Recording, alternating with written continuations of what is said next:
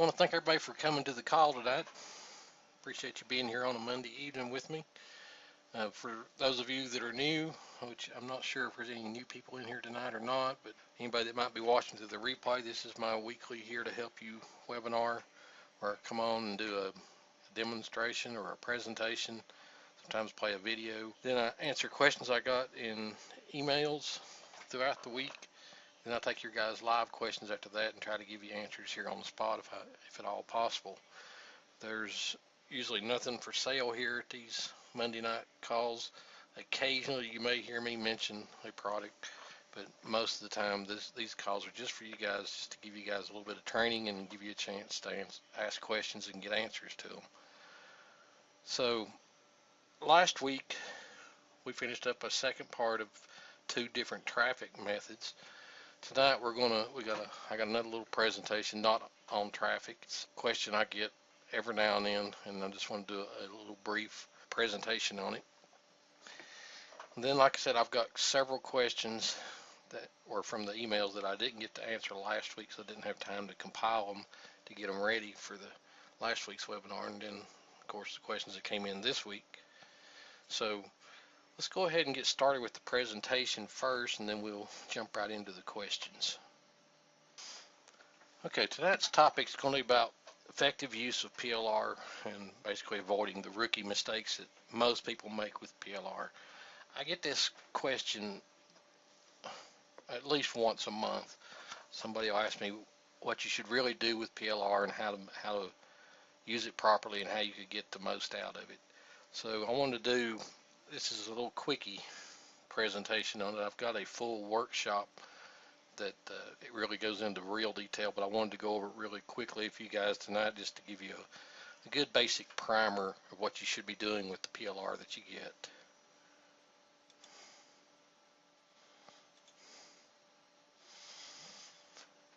Okay, in case you're not familiar with it, PLR stands for private label rights, and it's a term that was coined by Jimmy Brown to describe a unique set of rights to products that you can edit and claim authorship to. And in other words, it's products that are created by somebody that they're giving away the rights for you to be able to edit the products any way you want, and then claim it as your own product and not have to give credit back to the original author of the product.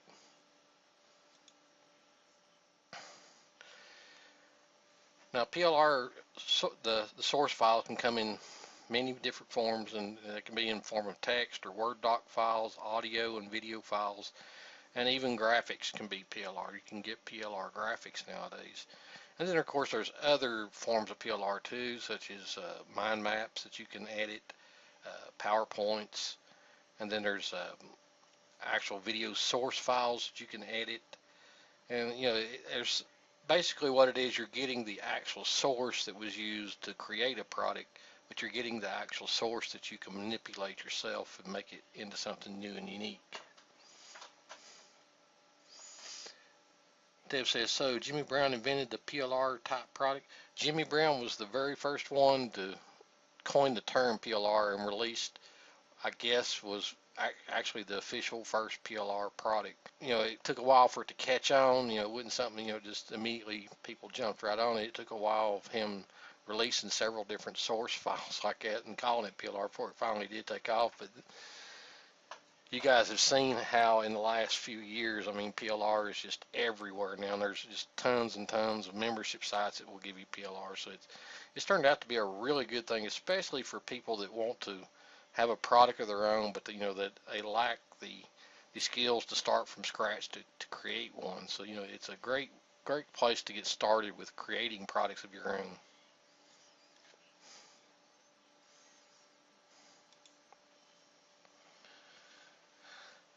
Now there's good and there's mediocre and there's bad PLR. The PLR can fall into any one of these 3 categories.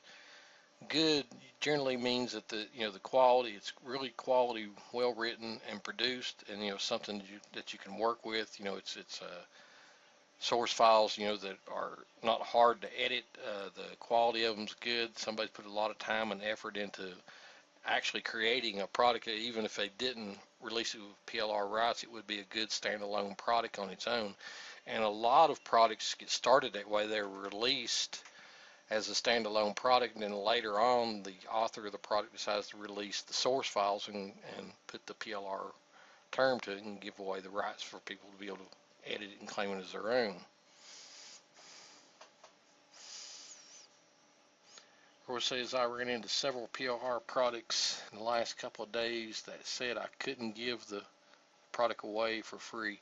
Yeah, that you get into various rights that come with PLR products, and not just PLR. It can be resale rights and master resale rights. A lot of product owners, they pretty much they make up their own rights. There's no one set standard set of rights that go with the file, and I've had several discussions with several people over this. And I actually created a video that explains, the basics of those rights. But you will run into that, or some of the rights files that comes with products, will say that you can't give it away. And I've even run into some that says that unless you completely rewrite it, that you're not allowed to sell the resale rights. So, like I said, there's no one set standard of rights that people release with private label rights. Some people will allow you to pass on the source files. Some people won't. Some people will allow you to give away the product. Some of them won't. Some of them will allow you to put it into free membership sites, and then others want it to be a paid membership site. But the basic rule of thumb when it comes to rights with any product, keep in mind that for the most part, if you don't give away or sell the source files that you got, you're pretty much in line, with the rights files. And most of the time, that's going to be the number one thing. They don't want you passing on the original source files that you got. If you pretty much stick with that, you're pretty much covered with anything else. Now, when it comes down to whether you can give it away or put it in a free membership site, it all depends on how they've written the rights files. Sadly, there's no such thing as a standard set of rights files. There is software that you can get that will create these rights files for you, and I have that software, and it's available inside the all access pages for you guys who are in the SWR membership. There's a license generator in there that will create you a standard set that you can use, but sadly not everybody uses that software, and most of the time they make it up on their own. And over on the Warrior forum, it's hard to tell what kind of rights you're going to get with products. And sometimes the rights files contradict themselves. They'll say one thing on one line, but then 2 or 3 lines down later, they're saying something that totally contradicts what they said previously. So it's kind of a touchy thing when it comes to the rights files of what you're allowed to do with them. But for the most part, if you just stay away from passing on the source files that you got, that's the biggest thing when it comes to PLR rights, is they pretty much want you to keep the source files to yourself. But going on with our descriptions and the types of PLR that you get, mediocre PLR is readable and usable, but it's boring. And I'm sure you've all gotten PLR article packs for the articles. They're well written. They're informative articles, but they're just dry and boring. And you can tell it's just somebody just did research. They don't really know the topic. They just gathered a bunch of facts and created some articles. Well, you run across, products that are that way too, PLR products that are that same way, where they're just pretty much just the basics of everything and don't really give you any kind of real information other than something you could find yourself out on the internet for free to start with. And then, of course, you run into some bad PLR that is just poorly written, or the quality of the source files you get are just in bad shape and are hard to edit, or don't work right with formatting or whatever. And a lot of times you get this bad PLR from people that are English is not their first language, so you'll get copy that doesn't make sense, or Word doc files that just don't read well. The sentence and the grammar structure is just really, really bad. And then, like I said, you run into sometimes where people don't know how to use the programs they used to create the PLR, the source file, and it's just hard to work with. I've run into that several times where somebody's released video PLR, but then the format that they created the video in, the programs that are common to use for reworking the video claims that there's a problem with one of the codecs or the sound or the aspect ratios or something like that. So you run into some products that are just poorly put together, and like I said, just the quality of them is just not worth having.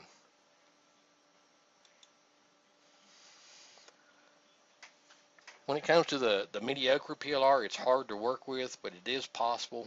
You can take mediocre PLR, that's boring and just pretty much just dry research, and you can spice it up and work with that. And it's not completely like starting over from scratch, but it's pretty doggone close. A lot of times when you get PLR, that's just research type content, it takes a lot to get it to where it's entertaining and something that somebody would really want to use. And when it comes to the bad PLR, it's pretty much a waste of time. You might as well just start from scratch and do it all yourself when you get a hold of something that's bad. No amount of content spinners or trying to rework the bad format file or whatever is going to be worth your time and effort. If you run across something that's bad, that's right off the bat, you see that it's going to take a lot of work to do something with it. You're better off just to skip that project and go on and look for some better PLR.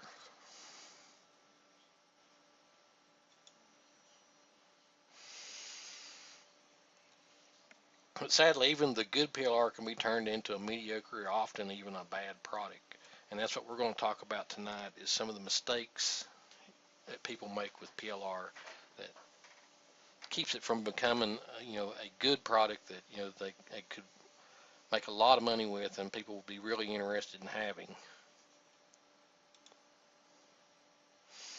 There's really just 5 simple things that you need to do, and if you do every one of these steps to a PLR source files that you have, in the end, if you do these 5 things, you will have a good unique product. It's all your own that will be hard to distinguish as ever being PLR, but it does take a little bit of work, and it requires certain skill sets to be able to do all 5 of these steps, and we're going to talk about these 5 steps.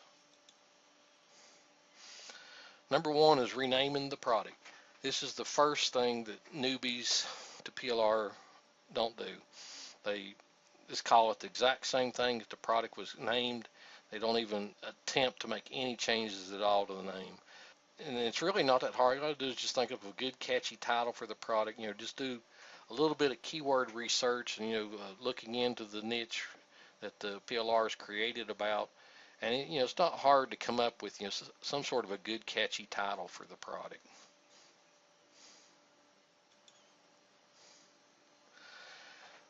The next biggest mistake is working with the graphics that come with a PLR product.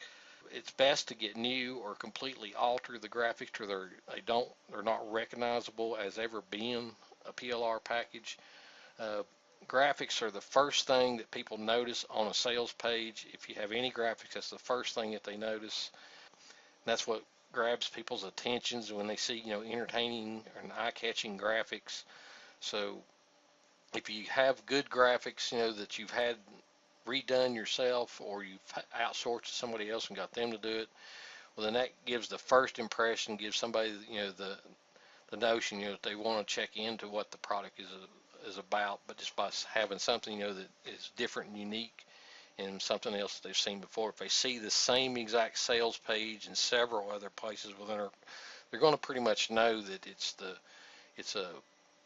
they may not know it as PLR, but they're going to know that it's a product that a lot of other people are selling, and at that point they're going to become bargain hunters and go see if they can find the best price somewhere else once they recognize that it's a product that a lot of other people are selling.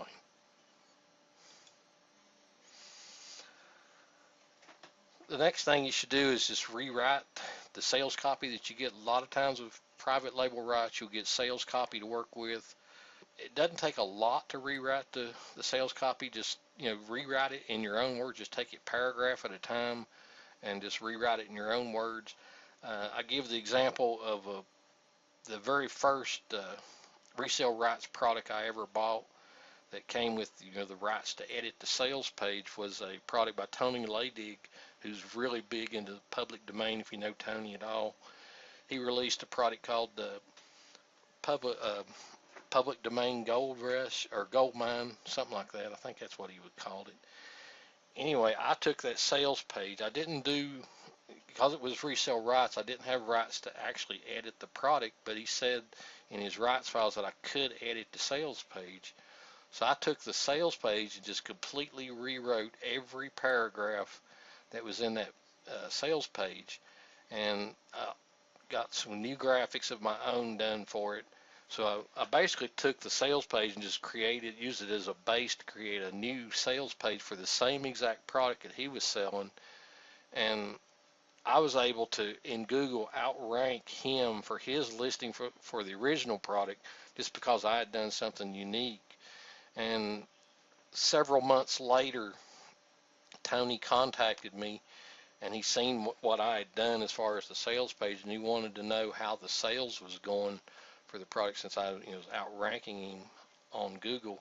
And he was just amazed at how I was getting like 2-to-1 sales that he was getting. I was getting double the amount of sales he was getting, and all I did was just rewrite the sales page and put some different graphics on it. It was the same exact product because, like I said, it was resale rights. It wasn't PLR, but he did in the rights file say that you could edit the sales page.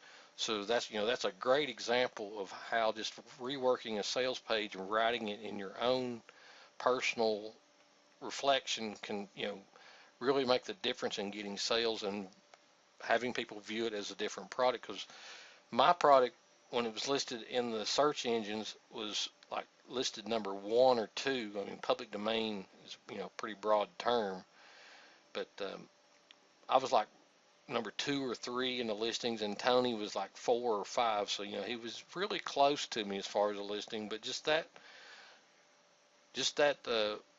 amount of difference, I was able to capture twice as many sales as he was, just because I had a better looking sales page that read better than his did. Roy says that's a prime example of why you want to make a PLR product unique. Exactly. And a lot of times it starts with the sales page. Making a product seem unique is just by having a sales page that's not seen over and over again. Going back to point number 2 about having different graphics. If, like I said, once people see the same sales page over and over again about the product, even if they're interested in the product, they see that same sales page in several places, they become bargain hunters and start looking for the best price. I mean, it's just human instinct to do that. If you see the same thing for sale in several places, you're going to look to see who has it at the best price. Most people are going to do that. Now, there's going to be a few people that follow certain people and will pay whatever price it is for somebody that they know is selling a product. But for the most part, when people are finding your listings out on searches or being recommended through somebody else's mailing list or whatever, if they see that they've seen that page before, they're going to start looking for cheaper versions of it, see if they can find it at a better deal. And if they do recognize it's something that a lot of people are selling, if they belong to any PLR or master resale rights membership sites, they're going to look there, see if they can download it themselves and not have to pay anything extra, that they can get through the membership site that they belong to. The fourth thing, and this is where it gets a little tough with private label rights, is adding your personality to the source files. This can be anything from adding additional paragraphs, doing video and audio intros and outros, adding tips throughout the product, or creating resources or even checklists. This is especially true with PDF. Products are going to be primarily PDF. If you can go through it and just add things to it, rewrite some of the paragraphs in it, in your own style, add some commentary in places, create, like I said, tips or bullets, that gives extra information. Use feature in Word where you can create boxes that are highlighted with maybe a border around them to where they stand out. Go to some of the stock image sites, get some images to put into a doc file, to spice it up, break up the flow, make it not such a drag to read, break it up with images. Those are the kind of things that will help it stand out and make it look unique too, if you do that. Deb's saying, what if the sales page is turned into a video? Would that be unique enough, or would rewriting sales page still best? It depends on the product, on whether a video sales page would do better than a text version or not. I'm about half and half on whether I prefer video or sales or written text myself on sales pages. I primarily prefer to create the text version with graphics as opposed to video, because it takes a lot of work to get a good video done to really do the good job of a good sales page. Now, unless you're really good at talking and not making mistakes in video, which I'm really bad for that. I make a lot of mistakes and have to do a lot of edits, but you can outsource them, pay people to do it for you. But your typical sales page converted to video, I mean, you're looking at a minimum of 12 to 15 minutes at a bare minimum, but most of the time a good traditional long copy sales page, which is about 4 or 5 screens scrolled down, is your typical sales page, is about 30 minutes worth of video. And then, that's a pretty hefty video to record. But I've seen some cases where it works great. A great example of that would be the Power for Patriots product. I don't know if you guys have ever watched that video for the Power for Patriots product, but that guy done an excellent job of taking his original text sales page and converting it into a video. And he used the expensive video scribe services to create that video. I mean, it's just an awesome video he created from it, but it's exact word for word of his original sales page that it was written text. But it took a lot of work for him to do that, and it's about a 45-minute video when you go to watch it.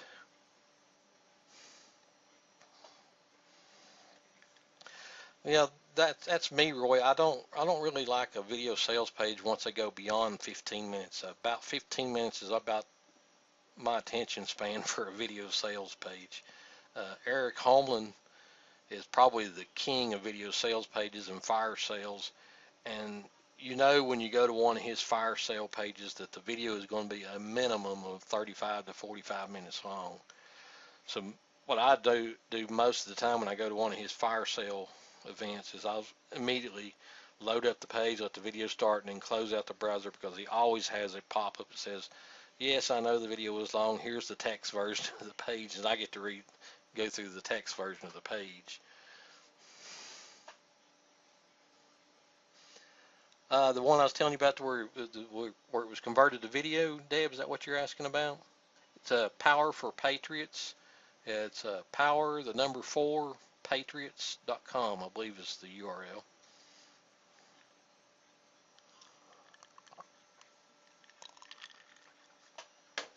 And actually, that guy lives about 200 miles from me. He's here in Tennessee as well. But I remember when he first came out with that product, it was a really long text version of his sales page. And then, it was a good sales page. There was nothing wrong with it. It's an interesting topic to start with. But he took and converted it to a video. And like I said, he put a lot of money into converting it to video, but he done a really good job with it.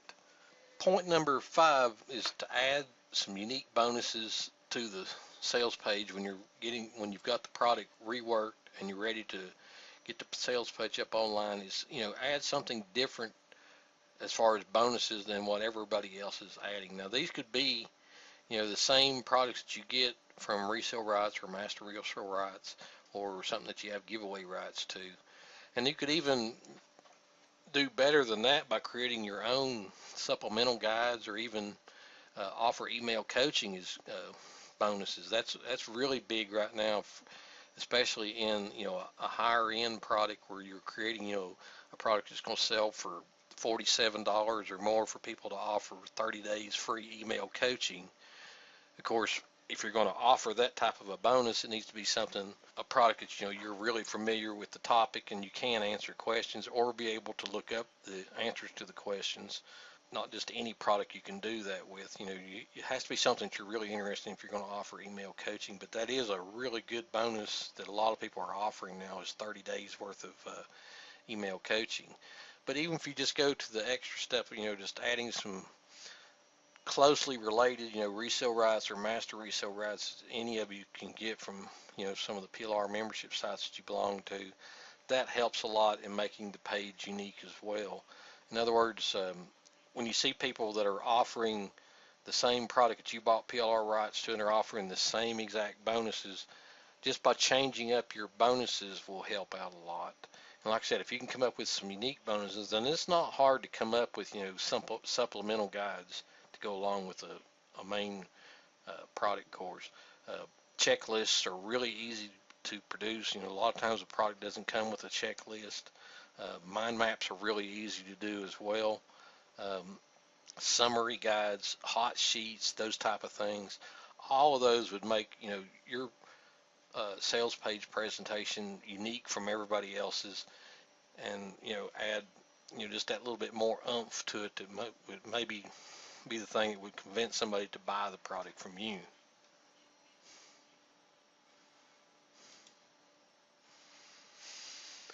Now, during those 5 steps, there's probably a couple of them that, as we were going through them, you probably realized, there's something, there are probably things that you can't do, and that, that's in any type of online marketing. You just got to eventually realize what your limitations and your resources are that you have to work with, and just decide when it's best to outsource. In my particular case, for example, I'm okay with graphics, but I can't create a graphic from scratch and compete with any real graphic artist. If I have a PSD to work with, I can take that PSD and do enough with it to make it a decent graphic. But if I have to start from scratch, this it's just not going to work. I'm better off to go to the Warrior Forum in the Warriors for Hire section, or go to Fiverr or somewhere like that and pay somebody to get graphics done for me, as opposed to starting from scratch and spending days or weeks on it trying to get it done. And that's the thing you run into if you want to try to do all this yourself, and you do have limitations. You'll wind up getting stuck and then never finishing it, and it'll sit there on your hard drive, and it's a half done or 3/4 done product that you could have released if you just went ahead and outsourced the part that you were having problems with. And this even comes down to the part of, in the case of PDF, getting somebody to spice that up and maybe add the extra to it, the extra paragraphs. It doesn't take that much to find somebody over on Odesk or Freelancer or something that will rewrite some product for you. In fact, there is a listing over on the Warrior Forum now in the Warriors for Hire section where this, I guess he's calling it a company, he has a team that he works with, where he'll take any product that you have and completely rewrite it for you. And he has, a set of prices that he charges for doing that. That's a great opportunity for somebody, that just can't write at all, that wants to have a unique product of their own. They can send them, the original doc or PDF, and just have them completely rewrite it. And what you end up with is a completely new product from it.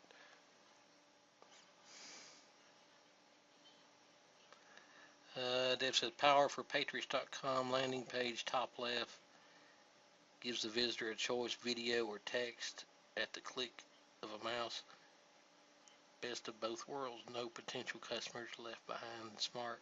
Yeah, he's done a really good job with that sales page. Now, I haven't looked at the text version of it in a long time. I don't know if it's the same one he had before or not. But if you watch that video is excellent. He done a really good job. Whoever he had do that video for him done a really good job. It's a really entertaining video. It's one of them, even though it's long, it's entertaining to watch. Anyway, the last thing I wanted to go over, say is just, don't be like everybody else and just slap your name on the product, on the PLR, and call it done. That's the lazy man's route to working with PLR, and your sales, and it will reflect, the efforts that you put into it. It doesn't, like I said, it's not that hard to take a PLR product and make it unique. Sure, it takes a little bit of time, but there's lots of quality PLR that's came out here recently. Jonathan Tang and Sharon Lai, they're constantly releasing great PLR that's good to work with, and it doesn't take long to take and rework those products like that, create a brand new product out of it that you can call your own and something totally unique.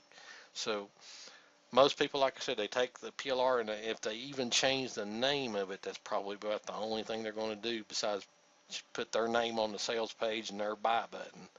But if you just, like I said, just take a little bit of initiative and follow, those first 4 steps at least, you're going to have a product, that's going to stand out from everybody else. And like I said, in the case of what I did with Tony Ladig's product, you could wind up outselling the original product creator. You guys have any questions on any of the presentation about PLR, of how to work with it? I think most everybody in here has dealt with PLR, so you probably know about most of this already, but for the people that are watching the replay, I wanted to do this small presentation. Like I said, there's a lot better, more in-depth workshops that go along with this, and I have access to one that if you guys need to watch it, and I know you guys in the SWR, there's a link to it in there that you guys can watch it workshop.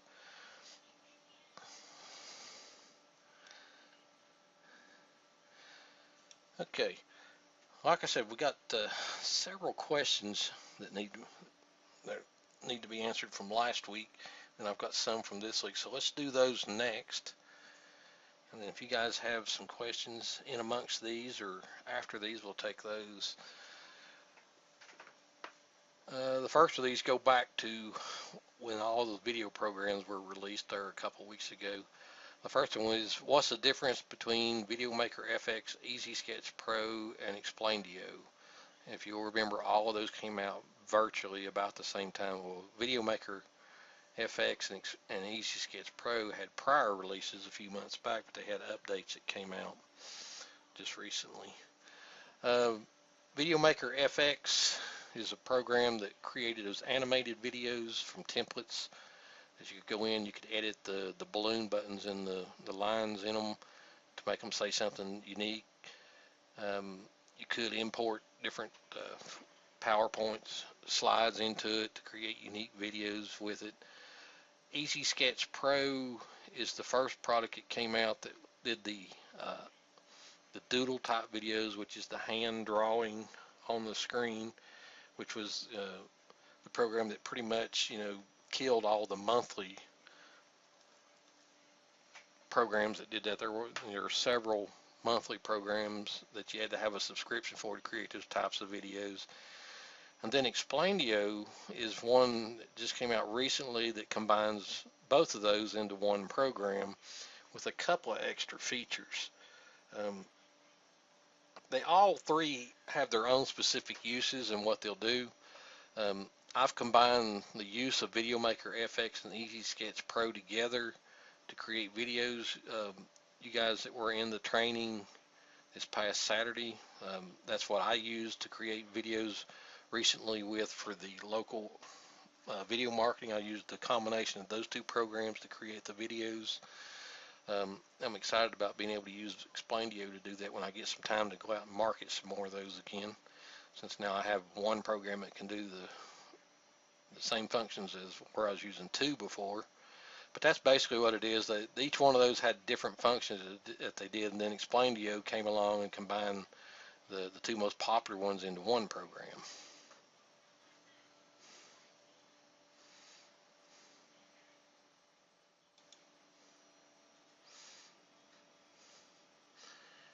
Roy says, I've seen a couple of TV commercials that do, and I'm sure they were made with Explaindio. I've actually seen some commercials before Explaindio came out that I know were made with VideoMaker FX. I know they were. They're local commercials too. For one of them's for a car lot here in town. I know somebody created a video for him using VideoMaker FX for that commercial. The next question is again on the video programs. Does Explaindio do text-to-speech? And no, it doesn't do text-to-speech. You can import MP3s into it that you've created with other text-to-speech software, but no, it doesn't do text-to-speech on its own. The next one is, what about TTS Studio? What does it do, and is it any good? I bought TTS Studio when it came out. It came out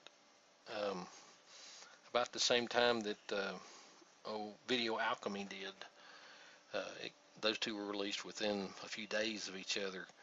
And TTS Studio is a program that it stands for Text to Speech Studio, is what that TTS stands for. It takes text and does automated computer generation of the text into audio, and it does a really good job. I mean, they paid a lot of money for the licenses to be able to use some of the licenses, codecs that they have, the voices that they have in it. But the thing about it is it's server based.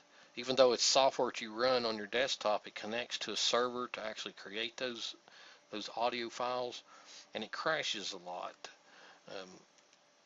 It may take 4 or 5 tries for me to actually get it to create a video. So that's the only downside I see to that program, where it's server based and it crashes a lot. But it does a good job when you get it to work, as far as creating good audio that sounds really close to human voice. Video Alchemy, of course, like I said, is a local program that runs on your desktop, that the voices are built into it. But if I had it to do over again, I would probably buy TTS Studio again, although I never did promote it because it did crash a lot, and I know that programs that crash a lot cause a lot of problems, so I never did promote it because of that.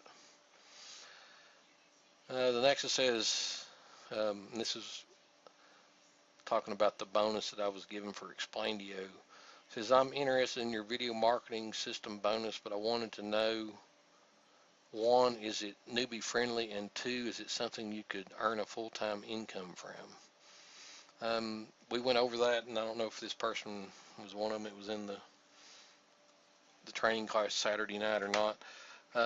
It pretty much is newbie friendly. There's a little bit of a learning curve as far as learning how to get to talk to the business owners and convince them to let you give your services a try. There's that little bit of a learning curve to it. It's not really hard to do. At first, it may seem hard to break the connection and get people to let you work for them, but it's not that hard. I mean, after you do it a few times, you learn the ins and outs of it. And I gave a lot of good tips away in the training on that I've discovered over time that works best for getting that initial contact. And the second part, is it something that you could earn a full-time income with? And definitely could. If you wanted to scale it, you definitely could earn a full-time income with it. But like I said in the training, I use it mostly to introduce my other services. Although, if that's all somebody wants, just that one service, yes, I'll do that one service for them if that's all they want. The next one says, I see a lot of talk about Black Friday, but isn't that mostly for offline stores? How could you make money with it online? And yes, Black Friday primarily got started for offline brick and mortar stores, and it's a big thing in the retail marketplace. Black Friday is, especially over the last, I guess 5-10 years, it's really blossomed into probably the best selling season that retail stores have. And there's lots of ways that you can make money with it, even though it primarily is offline stores. A lot of those stores, especially like Walmart, Target, and places like that, they have affiliate programs. And there's places out on the internet where you could look up newspaper ads that are going to be published. All of those people that publish those ads, those little sale papers that come out, they have to submit them ahead of time. And there's websites that you can go to look at those ads, and you could take those ads and create, affiliate offers that you could put over on Facebook and Pinterest and places like that, to where you could, because there's a lot of people that are going to buy some of them products online. They're not going to be able to go out to the sales, and they're going to look to order them online. Of course, now a lot of them are strictly, you have to go in the store to get them, but then there's a lot of them that are available through ordering from their websites. I know Walmart, about half of the stuff that they sell on Black Friday, you can get it from their website as well. Now, there's going to be some things they sell that you have to go in the store for, but about half of it you can get on their online shopping cart. So there's lots of different ways you could make money with it, but it is traditionally for offline marketing. But there is ways you can make money, especially like with CPA, and like I said, finding stores like Walmart and Target that have affiliate programs where you can sign up for them. The next question says, are there particular times of the year best for internet marketing? It depends on the type of internet marketing you're going to do for best time. Now, there is a general best season for internet marketing in general, and that really starts about the time school goes back in session, along about mid-August, late August, 1st September in that area, all the way up through about March. That's the prime season for internet marketing in general, especially the month or two before Christmas is a really hot season. That's probably the hottest part of season for internet marketing. And then right after the first of the year, when people have Christmas money and income tax returns, they're wanting to spend some of that money they've gotten over Christmas, or they filed their taxes. They're wanting to buy something or invest in a program or a system or something. That's another good time for internet marketing. But there's also different times through online marketing in general that are hot seasons. I gave the example not long ago about December through May is the best season for anything to do with weddings. That's the hot season for anything to do with the wedding niche. The self-help niche, right after the first of the year, probably January through February, is the hot season for self-help niche. So that's a good time for that niche. Halloween, for example, a good time for that would be a good 6 to 8 weeks before Halloween.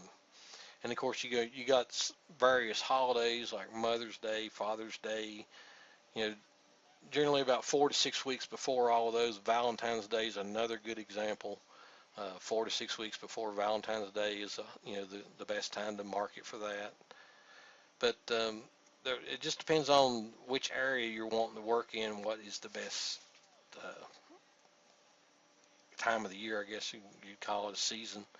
But in an overall general, September through March is probably the best for online and internet marketing in general to start with.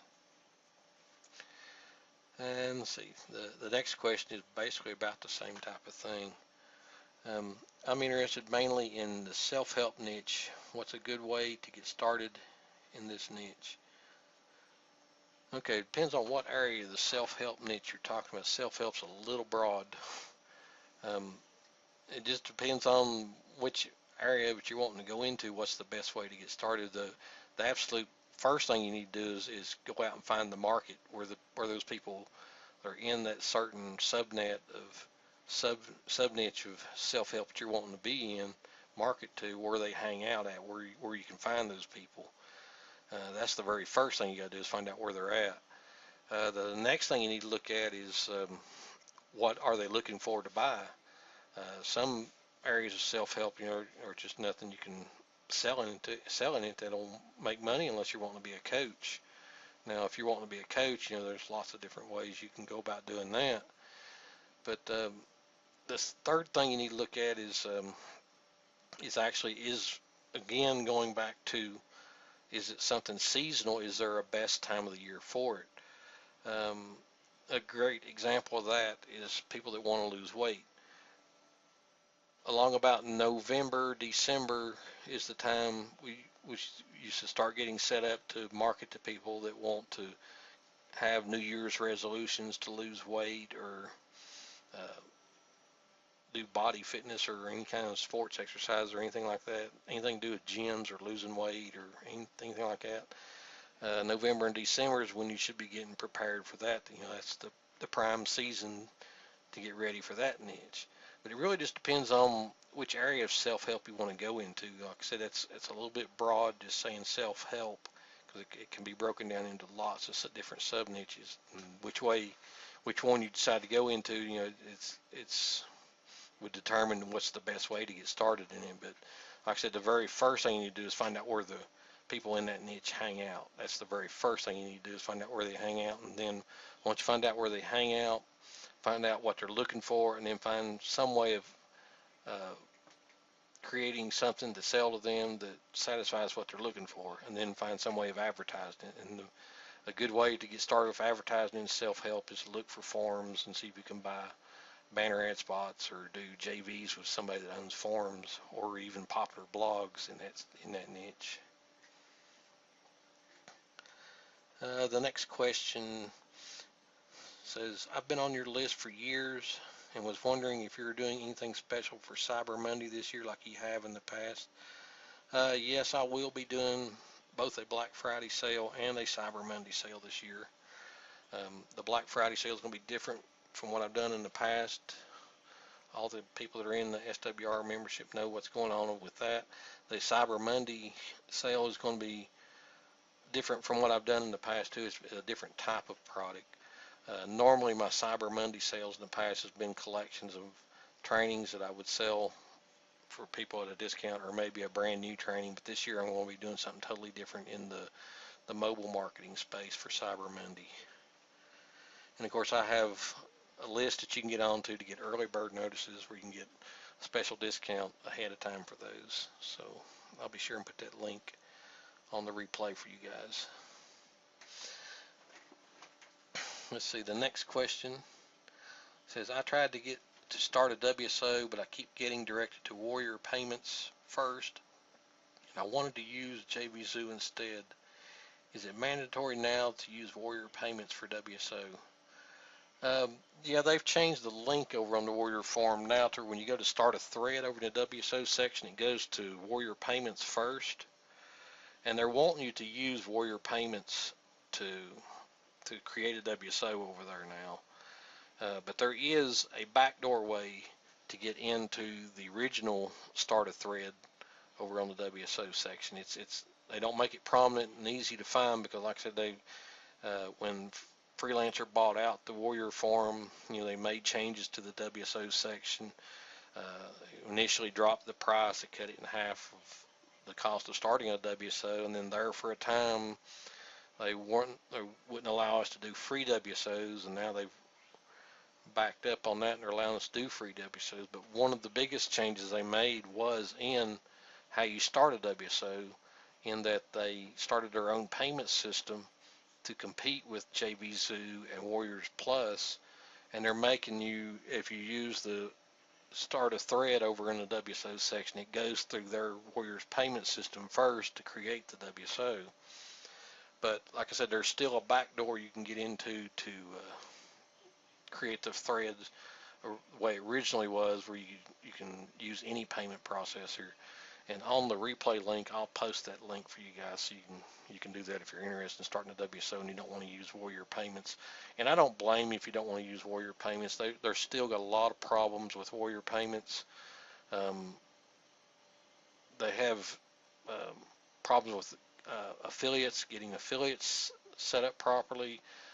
All affiliates are put on instant payments, and that's not a good thing for anybody to always be on instant payments, because there's some people that you want to delay payments. You don't want to, you want them to be an affiliate. You want to give them a try and let them prove themselves, but you don't want to pay them instant payment, because it just opens yourself up for credit card scammers by having instant payments available to people that you don't know. And then and unless they fix this, and I've not checked into this, but unless they fixed it, you can't do any type of subscription or multiple payments through Warriors Payments. It's all straight one-off payments. But they may have fixed it. I haven't looked into that in a while, so they may have fixed that. Let's see, I think we had a comment there. Deb says, have to leave now. We'll get caught up in the replay. Thanks for the info. Okay, Deb, you have a good night, and I'll have the replay available for you guys tomorrow. So yeah, you can come back and watch the replay. But you have a good night, Deb. Talk to you later. Then the last question I have in the emails says, I have a list, but it's for the most part very unresponsive. Is there anything I can do to fix this? There's several things you can do to revive an old list that's unresponsive, And it really depends on how long you've had the list. If it's a list that's several years old, it's going to be really hard to revive it. Um, if it's a list that you've had that you just haven't stayed in contact with them, you started the list and you maybe sent out a couple of emails, but then haven't contacted them in a couple of months. So for the most part, you're unknown to them. It's not hard to revive a list like that, in that you need to send a few emails, schedules from a few emails going out just to get reacquainted with your list again.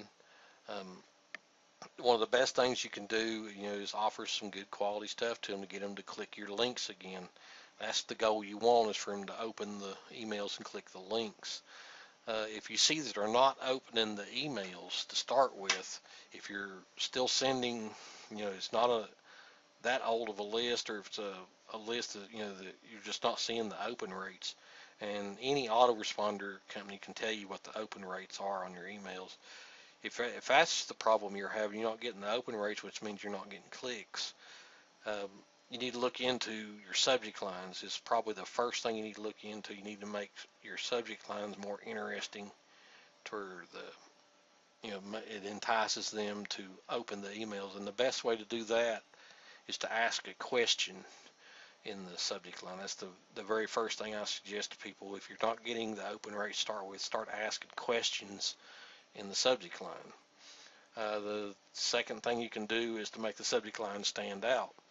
I was talking to a friend of mine, Patricia. I'm not sure if she's on this call tonight or not. I don't think she is. Something I've been experimenting with here recently, and I know you guys have seen it, is putting brackets around the first 3 or 4 words in a subject line. It was a friend of mine that told me about that about 6 months ago, and just recently, I guess about a month or so ago, I was talking to him, and he was telling me about how much it had increased his open rates by having those brackets around the first 3 or 4 words. So I started experimenting with it, and it definitely has helped. Um, I won't say that it's doubled or tripled open rates, but it has made it a lot. I get a lot more open rates since I started doing that. So, things like that will make your subject line stand out. It may be that, the person that's on your list just gets so many emails that your email doesn't stand out from the others that they get. So, doing something like I was talking about with, putting the brackets around the first couple words makes it stand out a little bit. I've even seen people put stars and there's some way, and it doesn't work with all email clients, that you can put ASCII characters, hearts and check marks and things like that in subject lines, but it doesn't work with all email clients. Some of them, it comes through as gobbledygook when you do that, but then some of them it works, and it really stands out if you've got an email client that works with those ASCII characters in the subject lines.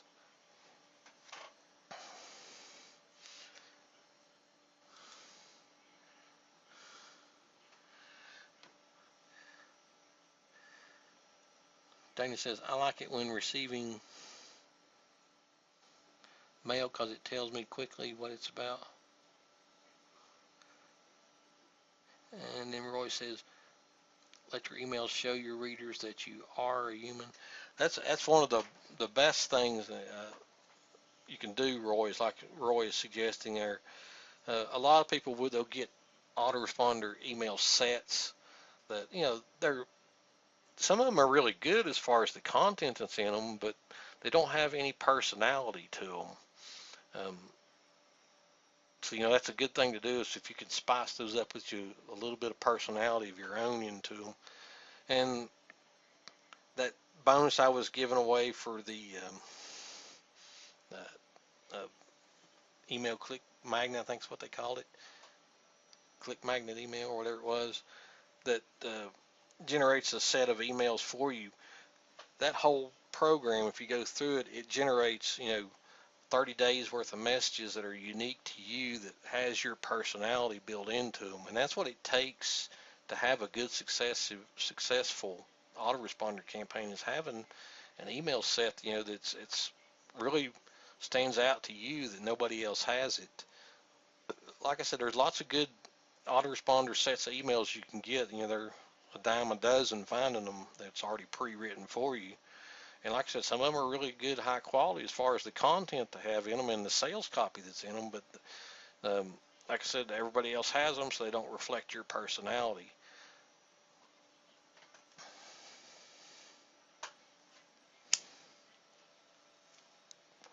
Let's see, I think that was the last question, I believe. Let me make sure.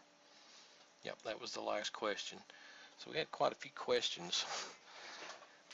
All right. So that was the questions that I had through the emails. Do you guys have any questions that you'd like to ask for on tonight's call?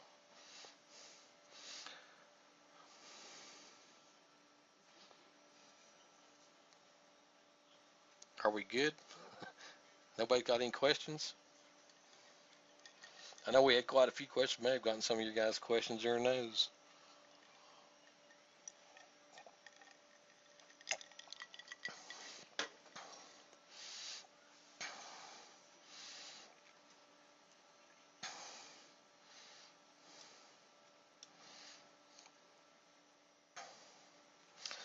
Okay, well, if there are no other questions, I got a couple announcements. Like I said, this week is Black Friday week. You're going to see lots of emails about various sales, and of course, you know, we're having our own Black Friday sale. The SWR members and myself, we're having our own Black Friday sale. So you'll see several emails this weekend about Black Friday products and sales going on. Cyber Monday is another big day. You'll see lots of online sales about Cyber Monday, so be on the lookout for those. It's Thanksgiving week for those of you in the U.S. I think most of us are in the U.S. There's a few people that are not in the U.S., but this is Thanksgiving week, so those of you that are in the U.S. that celebrate Thanksgiving, I hope you all have a great, happy holiday and a safe holiday, especially if you got to travel. Luckily this year we're not traveling. We don't have to go anywhere this year. We're just going to my brother's house again this year. So, but if you guys do have to travel I hope you're safe in doing that. If you do go out to any of the offline stores, Black Friday sales, be careful because people are crazy during those things. I quit going to those things years ago. I'm not getting up 4 o'clock in the morning and go to Walmart to get a TV on sale. I just soon wait till after it's over with and pay an extra $100 and get it. But I think it's about it. There's not any major product launches I know coming out this week. Not that I know of, because like I said, most everybody's getting geared up for Black Friday sales. So if there's no other questions, you guys have a great night and thanks for coming. I hope you enjoyed the presentation, and I hope that the answers to the questions I gave you were some that you had. If you have any other questions, on the replay link there'll be the form where you can submit questions for the next webinar, or you can send me questions through email, Skype, or the Facebook group. But have a great night, everybody, and thanks for coming.